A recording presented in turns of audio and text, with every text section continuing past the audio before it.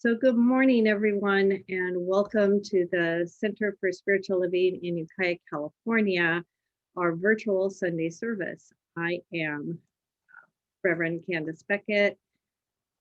I'm the Gap Minister here in Ukiah, and I just want to welcome everyone who is choosing to be with us today, because I know it makes my day so much better when everyone shows up.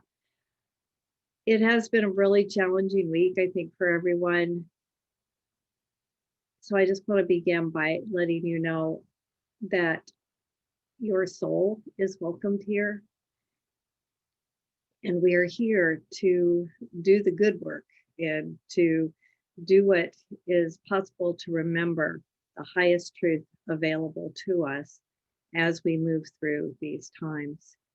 And what I also know is that somewhere in this service, whether it's in the treatments or the music or the message, that you are going to receive exactly what you came here seeking in your heart and in your mind. So just sit back and be ready to receive. Our opening treatment this morning will be given by Theresa Staber. So Theresa.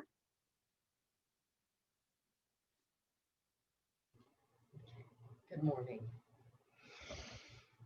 Let's take a deep breath.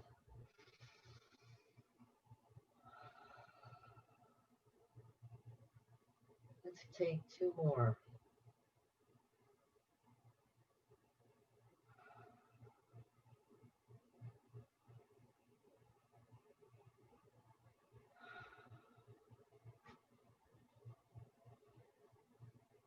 In this moment of divine right order, I acknowledge the upliftment of human consciousness that comes even from the appearance of chaos and confusion. That the universal peace of God resides deep in the hearts of each one of us, that we are a divine, unique expression of the one source, the creator. We say yes.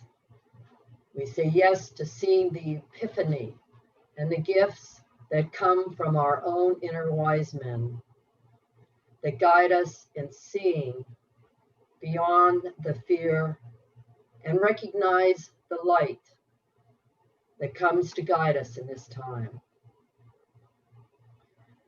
We choose to see this time as a time of spiritual evolution, that the old must be revealed, released, and healed in order to make way for the new. We choose to see the greater truth that appears in the forms of reconciliation, heart-opening wisdom, compassion, power for right action, and strength of loving intention and purpose. We see clearly the unity that is a beacon of light coming from what appears to be a patchwork of diversity. And for this, we recognize that our union here in this nation is stronger for this unified vision. We lean into this truth, trusting that this unified vision calls us forward to speak our own truth with the courage to stand up for these spiritual attributes as emissaries of creation itself. With gratitude for seeing that the universe is always conspiring for our greater good, I release these words as truth as spoken, and so it is. So it is. Wow, Theresa, thank you. I'm not sure I have anything to add to that, but I will. But first, let's have some inspirational music to just guide us into the rest of our time together. And that music will be presented by David Smith. Hello, everybody. Here we go. We'll see where it goes.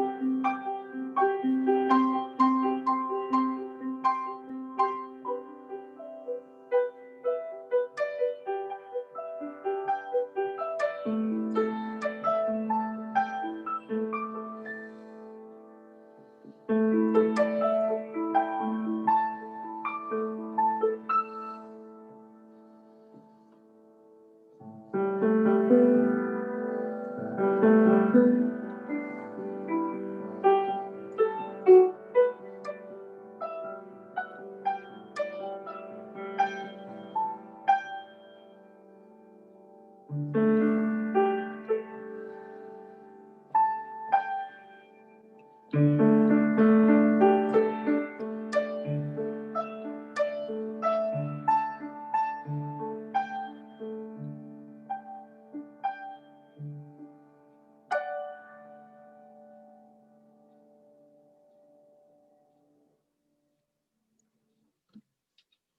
you, David. That was beautiful.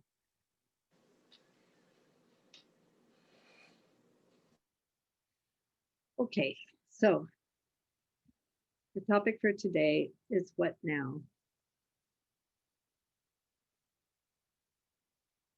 I keep hoping that I won't have to give these kind of talks ever again. My very first one that is clearly in my memory was Polly class, was in 1994, and her kidnapping and murder. And between that and January 6, 2021, there's, for me, I feel like there's just countless times when the challenge has been so great, at least for me. And I started kind of making a mental list, you know, it's Raina Shirley, 9/11, the theaters in Aurora, the Sikh temple in Wisconsin, the mall in Portland, and jump forward, Sandy Hook, and then jump way forward, George Floyd. And that list just continues to go on and on and on. And I'm not proud of this, but in my usual way of response when I first see or hear, my first inclination is to condemn the perpetrators, pointing fingers, and then asking why would they do that, and why. And what I know is I don't get to answer that question, because I don't really think there is an answer for the big why. As far as I can see, I don't see their logic. I don't follow that logic. I don't find an acceptable reason for acts of violence. And so so I'm a little challenged today, and I don't really know where to begin. But briefly, what happened last Wednesday should not have happened. That act of violence at the magnitude, that makes no sense. I do believe that those who are responsible need to be held responsible and accountable. But as Theresa mentioned in her treatment, January 6th was Epiphany, or 12th night. And it is supposed to be when is kind of like the awakening and the acknowledgement that this light has returned, and that we need to support it. So let's go with that. This morning, before this service, I was watching Dr. Edward in Santa Rosa, and he was giving his talk from his living room, and he has two dogs. One is pretty small, you know, a little lap dog, and that dog is, I think he said, 13, 14 years old, and then they have a puppy who is quite a bit larger than the older dog, and the puppy is I think 12 weeks old. They've only had him for a little bit of time. And he talked about, with this new puppy, that he and his husband, Kevin, are doing training. And what he's realizing is that everything he thought he knew about dog training when he was younger is absolutely wrong. And without going into his whole story, because it was really good, and I encourage you to take a look at it. but he talked about how that relates to religious science and the science of mind. And I really related to this because what I was being taught as a child and even as a young adult, and when I was entering into ministry classes, I was looking at the teaching from a level of consciousness that I had then, and that some of those things have developed and they've expanded and they've matured. And so how I look at things now is different, even as a religious scientist, even as a minister, even as just a person who wants to practice the science of mind. So I kind of, hearing that this morning, I definitely influenced what I wanted to talk to all of you about today.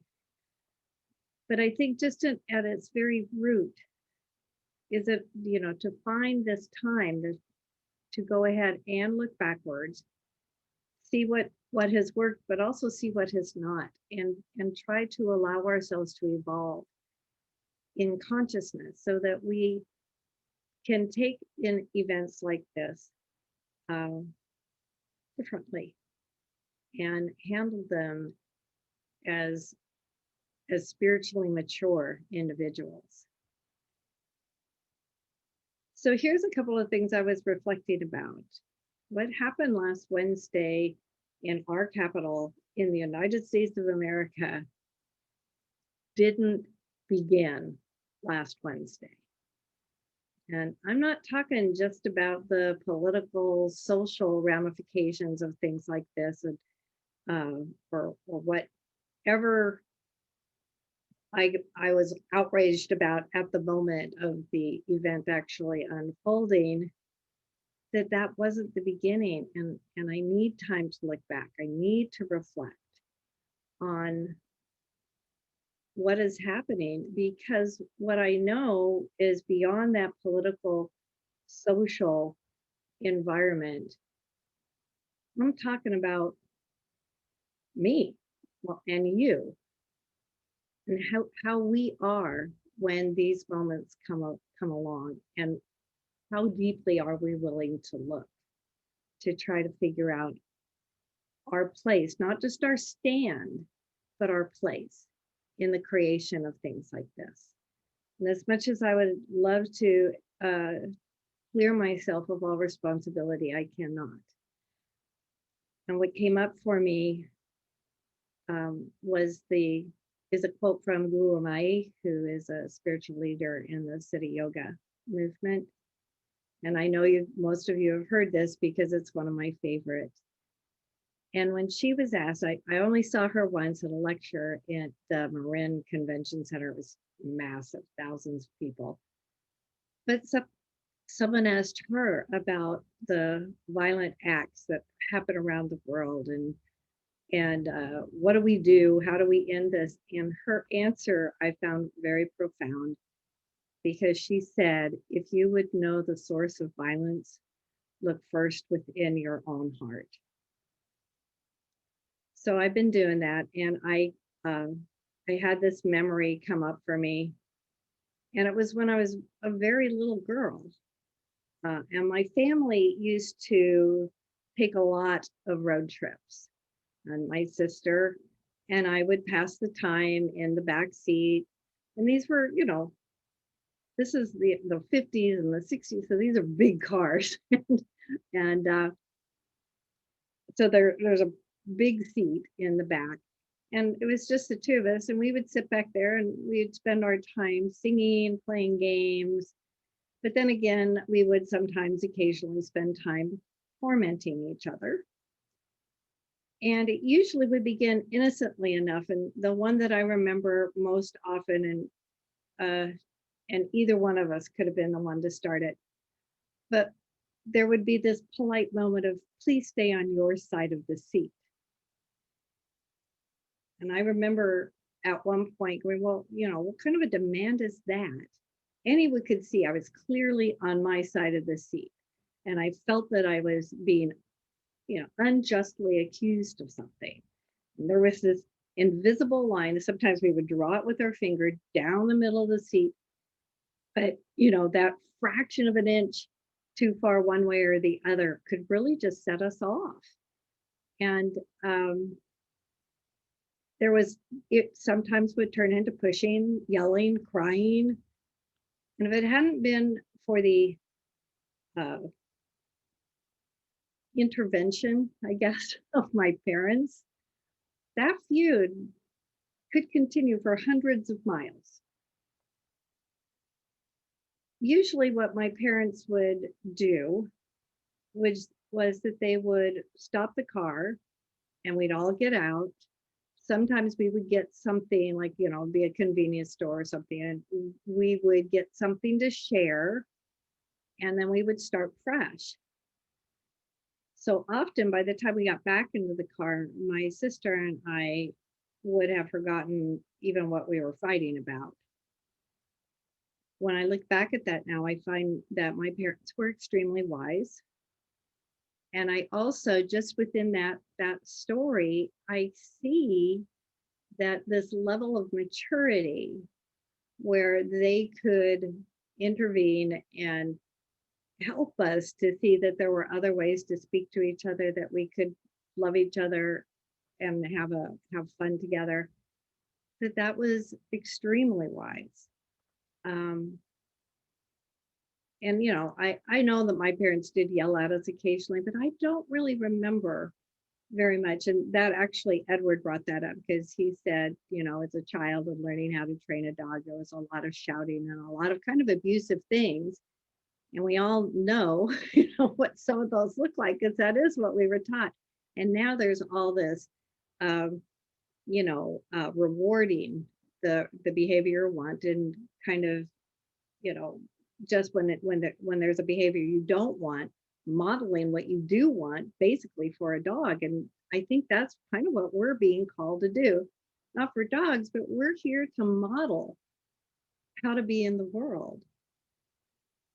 So at some point, a question came up for me in the last couple of days, and I asked myself, does the universe know the difference between fighting in the back seat of our, you know, huge old Chevy, whatever it was, and what happened last Wednesday? Does the mind of God see a difference? And I know that in my teaching, I have learned that there is no big and little, there is no great and small, that the same amount of energy and life force exists in a mouse as in an elephant. So in the mind of God, peace is peace and conflict is conflict. The chooser, that's me, that's you. That's where the decision of, is this overwhelming or is this just something else I now have in my frame of consciousness? And so therefore, how do I want to handle it? Do I want to handle it from a place of peace, from a place of love, from a place of harmony? Omar Bradley, who's one of the great generals from World War II, at the end of his career, in fact, I think he may have even been retired, but this is a quote he said, ours is a world of nuclear giants and ethical infants. We know more about war than we know about peace, more about killing than we know about living. We have grasped the mystery of the atom and rejected the Sermon on the Mount. So I think that that's something that I wanted to take in. I actually went and read the Sermon on the Mount. And if you haven't read it lately, it's has the Beatitudes in it, but it's also what he talked about when the loaves and fishes thing happened. So it was a pretty amazing, productive day. And I know that I need to keep centered on how do I have that consciousness that fed 5,000 with almost nothing.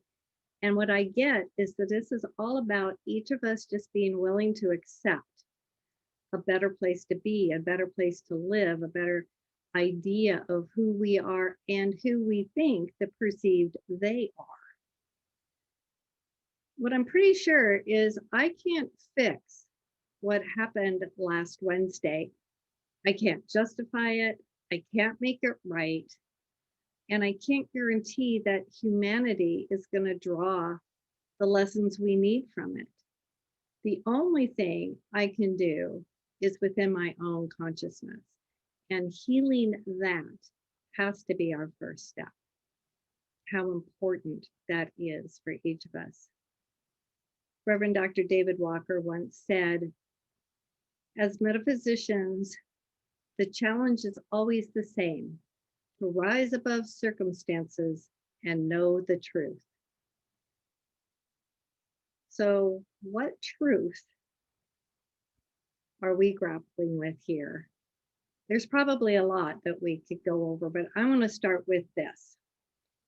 There is no yours and there is no mine.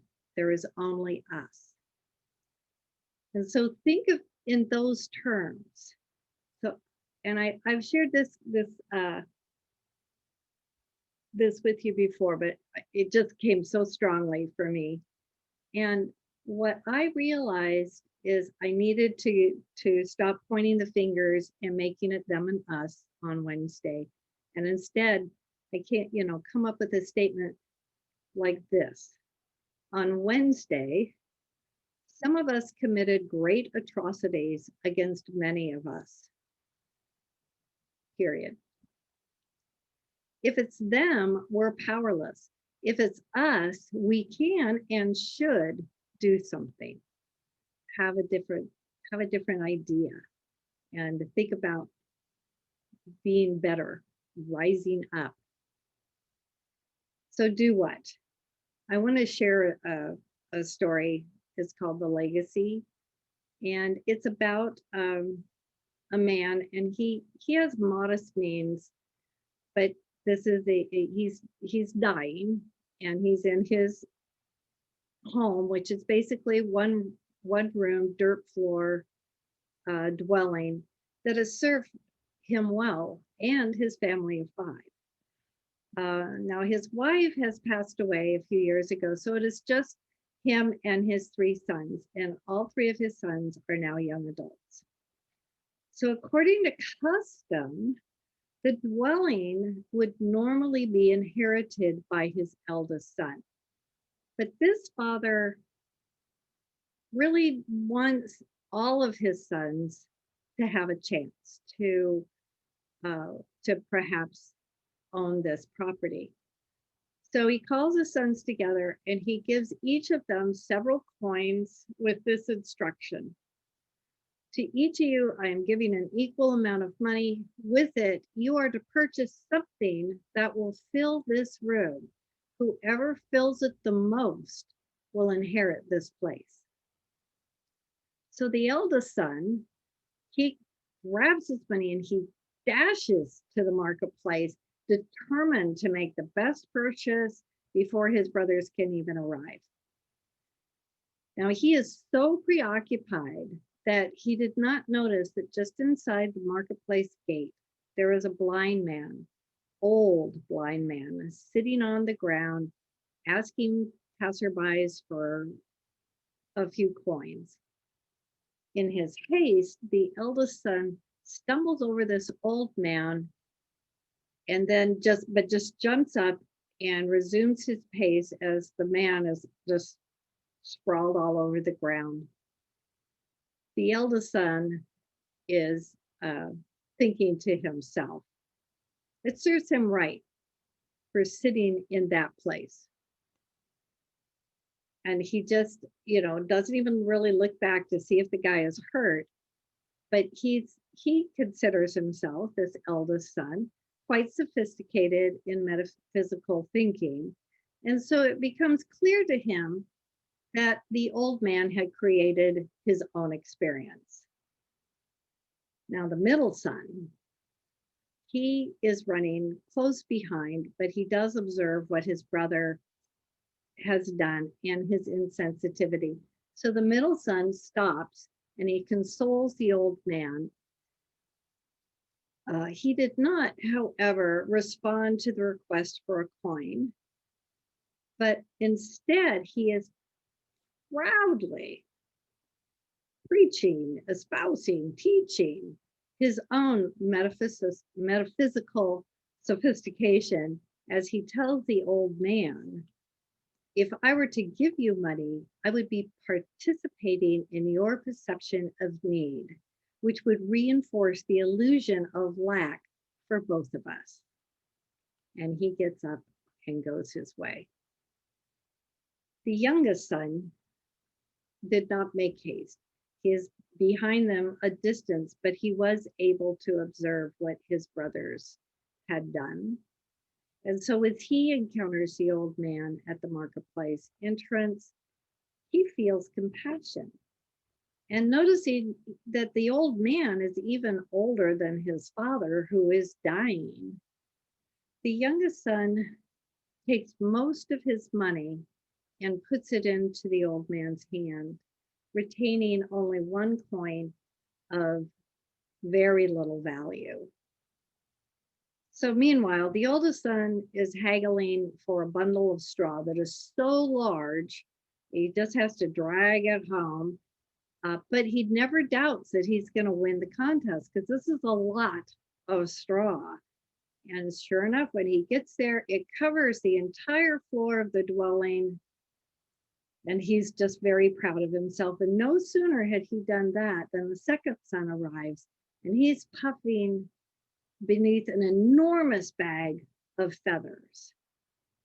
But unfortunately, he had the same thing in mind, and he starts spreading the feathers along the floor. But unfortunately, it only covers about, 2/3, 3/4 of the floor.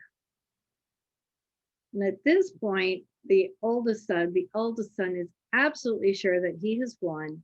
And so he runs off to the marketplace to celebrate, and he returns home at sundown, and the youngest son still has not arrived. And his father is starting to be really concerned. But the eldest son tells him not to worry, that he must have known that he was going to lose, and he's just upset and doesn't want to come home and face up to it. Well, pretty soon it's really quite dark, and the youngest son does return, bearing one small candle. But as he enters, the light of the candle not only covers the entire floor of their dwelling, but the walls and the ceiling as well. So that's the end of the story. They never actually talk about who inherited what, because the real point is that right now you and I are the ones who know enough to bear the light, to bring the light. And even if it just feels like, but it's only me and it's just one light, how much that fills, how much that will make a difference. Dr. Holmes, in The Essential Ernest Holmes, wrote, take the heat out from under our old hurts, and what's left is light. So I just love that idea. Can we move from that place of feeling that we don't have enough, that we're not enough to make a difference, and to recognize that when we just bring the light, how much good that does for our world. So I want to read you one more quote. This is by L.R. Nost.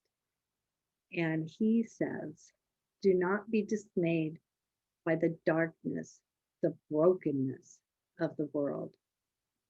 All things break, and all things can be mended, not with time, as they say, but with intention.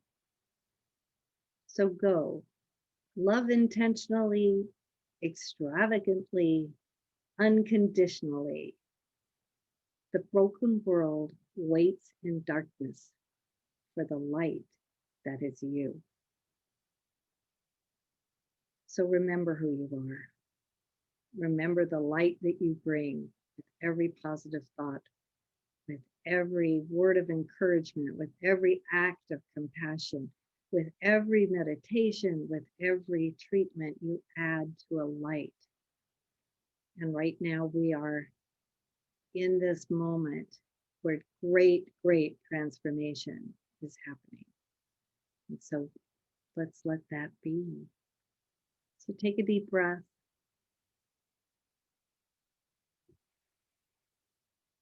And as always, I will give us about a minute. And if you would like to add a request to the chat, I will add it to our treatment. But I also want you to know that what I'm going to do for the treatment today is a slightly modified version of something from the Science of Mind Dr. Holmes wrote.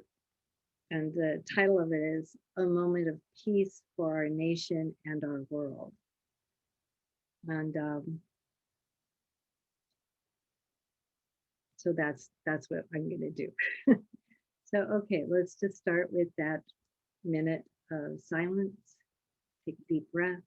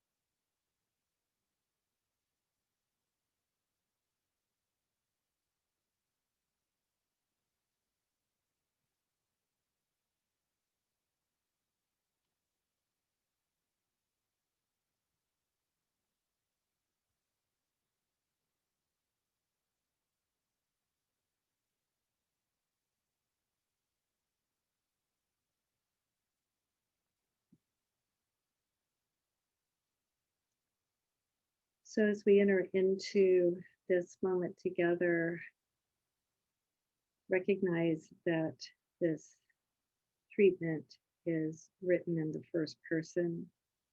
So that's how I'll be reading it. And just know when you hear the word I or me or my, that it is you that is speaking these words, knowing these truths.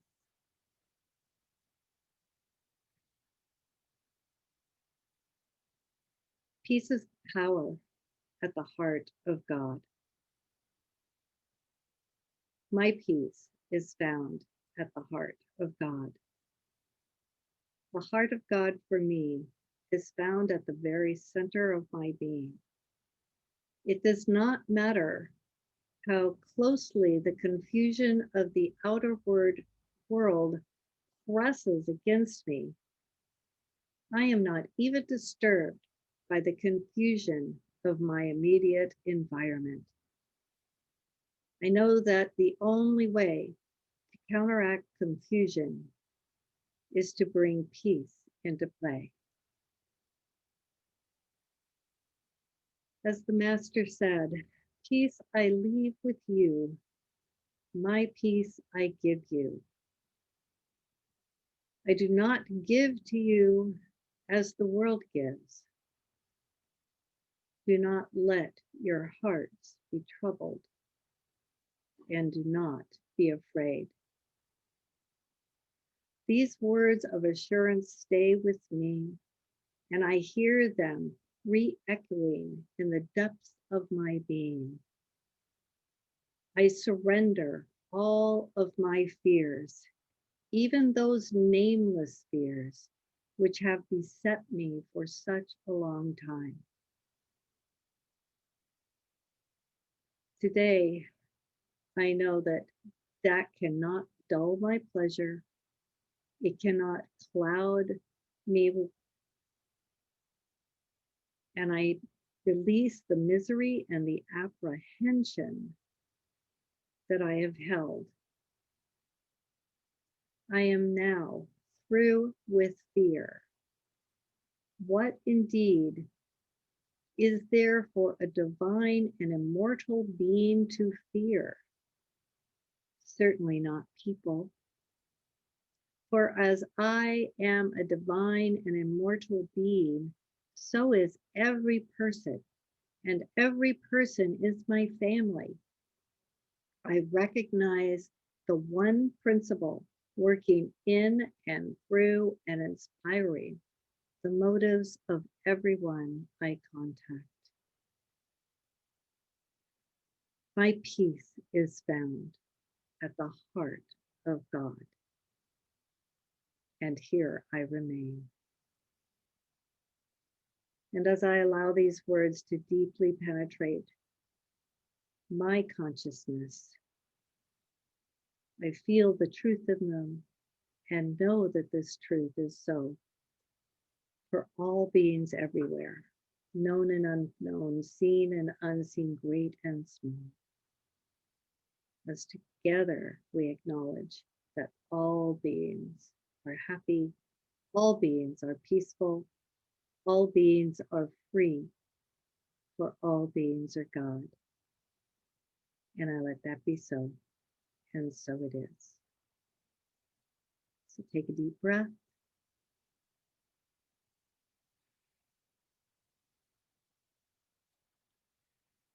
So I also want to just let you know really quickly that that was also, the reading that was also inspired by Dr. Edward. And I have posted on our Facebook page his version where he was reading, but he also added some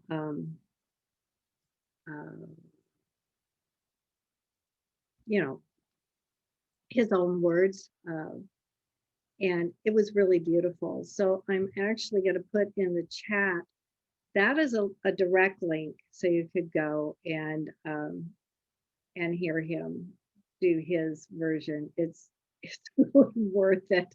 And I kind of just, I've been listening to it since he released it a couple of days ago, and just like every day, it's really helpful. So so there you go.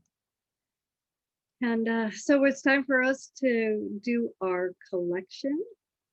And I also just want to share really quickly with you how much I actually enjoy doing our collection, even though it's virtual like everything else. Because what it reminds me of when we get to this point is that the group that is gathered here, that we have shared values, and we see we each have this sense of importance that our center continues. I do think that if you're not already praying for the center every day, put that on your list and start to visualize the time when we can be together again. But even more importantly, just even in this format, in any format, that when we can come together and share our values, share our vision, how important that is what we're here to do. So just remember, this is our goal. This is our purpose as a center.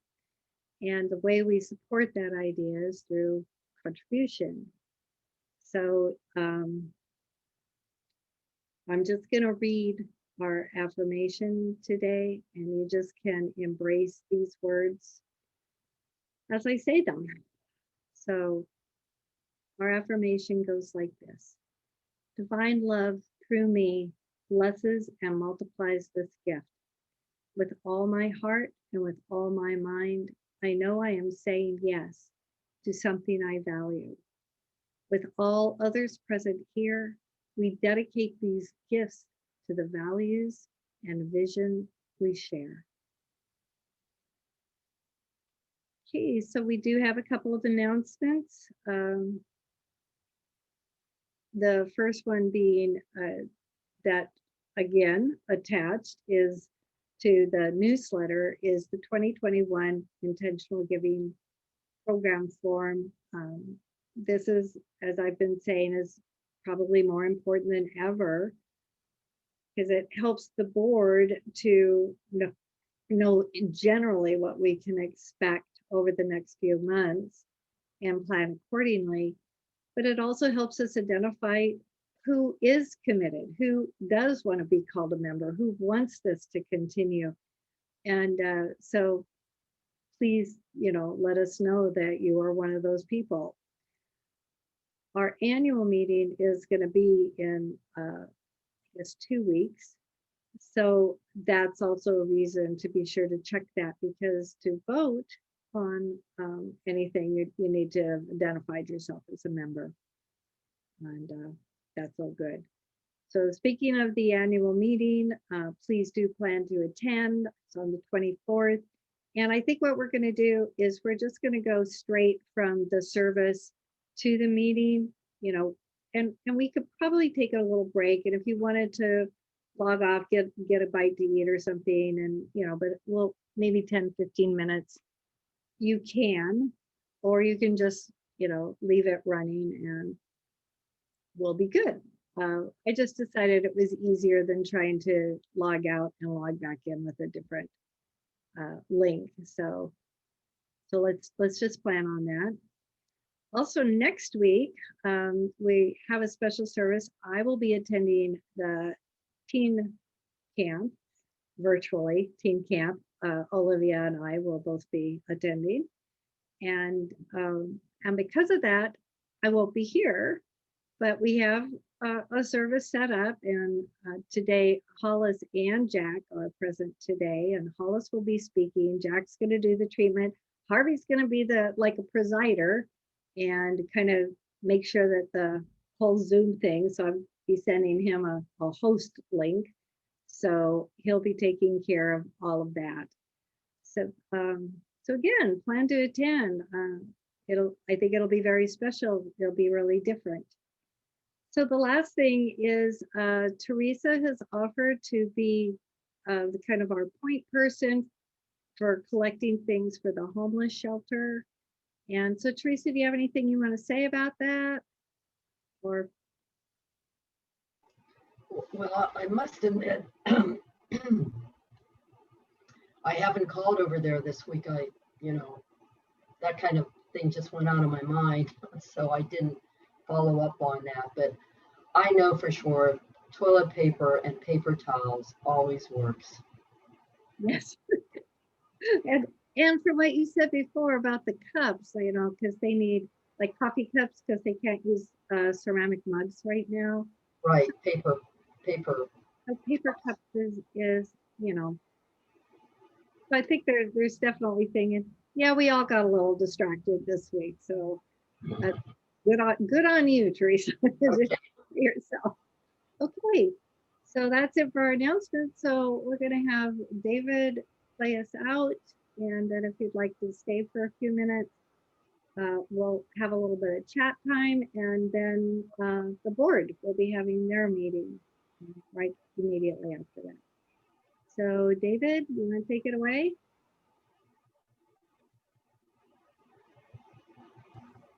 Yes. I also, I want to read this one line.